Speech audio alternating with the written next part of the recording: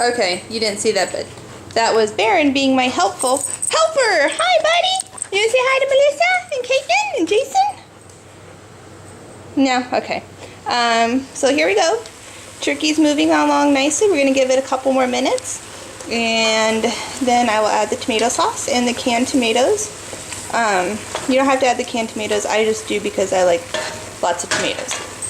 So, we're going to do the cauliflower too. The cauliflower that we're going to use for the cauliflower au gratin, this is water that I'm heating up. The only reason it has herbs in it is because I accidentally put herbs in there. But it also has chicken bouillon. I use that in all my waters I cook with, whether it's vegetables or pasta or beans, because it adds extra flavor, and you're supposed to add salt anyways to make the water temperature go up. So I just add that because it tastes better. The stuff I use is the same stuff you probably have in your fridge. This stuff, Dad uses it. We got the reduced sodium one. Don't really know what the difference is, but just letting you know. So I switched the pans. The turkey stuff is on the back now, and the pasta one's on the front, or the cauliflower one, sorry. And so now what we're going to do is we're going to add a can of tomato sauce and a can of the chopped up tomatoes to the turkey. And I'll grab the other one. Sorry. And then I will take a little bit of this just to clean out the can. And then we'll stir it, and I'll put the lid on it on low heat. Okay, so that's everything all stirred up. You have 1 can of chopped tomatoes, 1 jar of tomato sauce, 1 whole zucchini, 1 whole yellow squash, 1 whole tomato, a whole package of ground up turkey, oregano, fennel, white pepper, bay leaves, and then for the liquid I used a little bit of the chicken broth, and then I had a bottle of old wine, which was actually really not good at all, that I just used. I threw it in the jar of tomato sauce, shaked it around, and threw it in there. Now we're going to cover it and pretty much just let it simmer till it's just good and all pushed together. On to the cauliflower. The cauliflower little bits, as you can see, I put into the stock liquid. They're going to be in there for probably about 5 minutes or so, just to kind of let them blanch or cook up a little bit.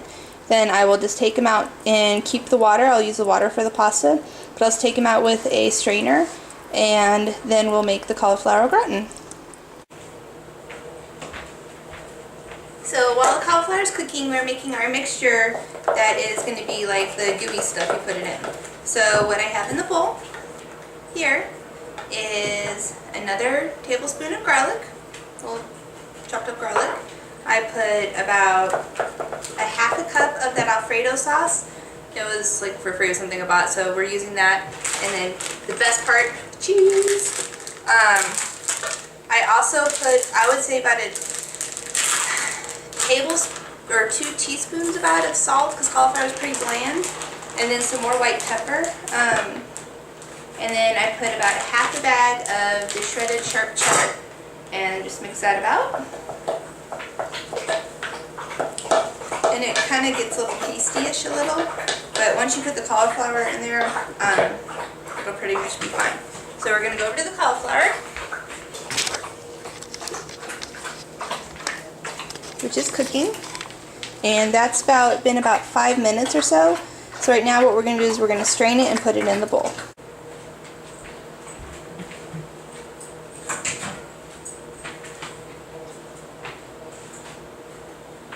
Okay.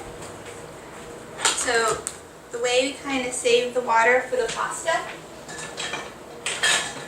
is, and it doesn't really matter, you can strain it, I'm just sometimes lazy. I just take a slotted spoon and just chuck it on in there. And it's partially cooked. They're not cooked all the way to where they're mushy, because then you kind of have like squishy vegetables, and that's kind of gross. You can hear Baron in the background trying to get outside. Nah, you cannot. So yeah, I don't know if you, Caitlin, or Jason will like cauliflower, but if you do, this might be fun. Okay, so also now I'm going to put the water back on the stove to cook the pasta with. And then I just toss the little cauliflower with all the cheese. Might put a little bit more of that mixture, the Alfredo sauce, because it looks a little dry. You can always add more.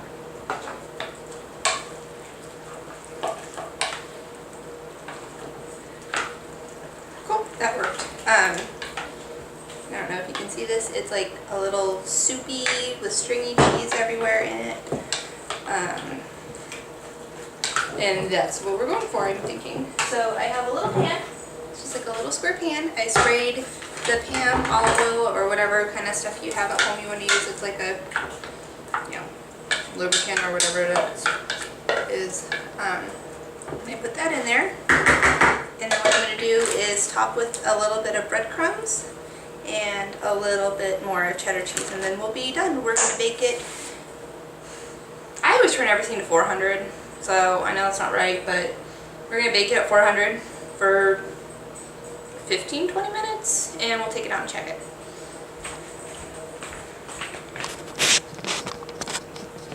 Where is he at? Okay. So now what we're doing is getting ready to make our stuffed pork chops. So I pounded out the other pork chops, but just in case you haven't pounded out pork chops before, you pretty much lay it on cutting board, cover it with a piece of wax paper, because otherwise you'll do what I just did and get a piece of freaking raw pork in your eye, and then you just pound away.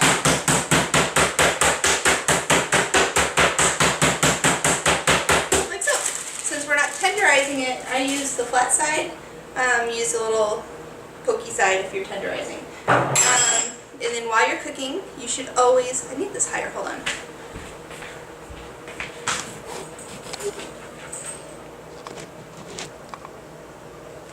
Let's see if that works.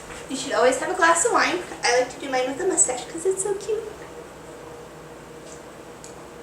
Get it? Because then it looks like I have a mustache.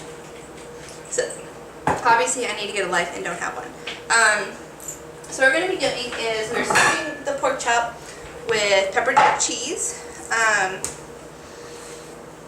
Never done this, but it sounded good in my mind this morning when I went to the grocery store. So we're going with it. If I'm wrong, we won't do it again. It's my hands, I just touched the pork. So pound it out. There's 4 pork cutlets, and then I'm going to pepper them. I think the camera just fell. And it's falling. Hold on. Don't worry.